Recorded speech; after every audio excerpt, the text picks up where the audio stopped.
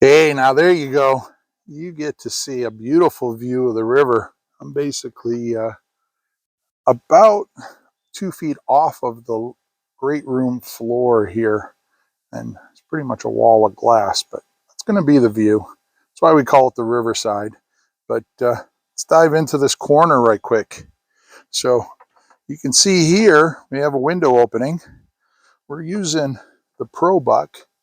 You see the ProBuck profile there. It's basically like a double T. It's got the two little legs that stick in. It's dimensionally similar to that 6 1/4. And then when you look down inside, it's got these series of tabs, and they go down, they're probably about 8 inches on center. And those register to, these little nailing sections there on the ends, but also down there. And they go down the length of the ProBuck. The other thing to notice is we have our 2 bars there specified by the structural engineer at the jambs of all openings. So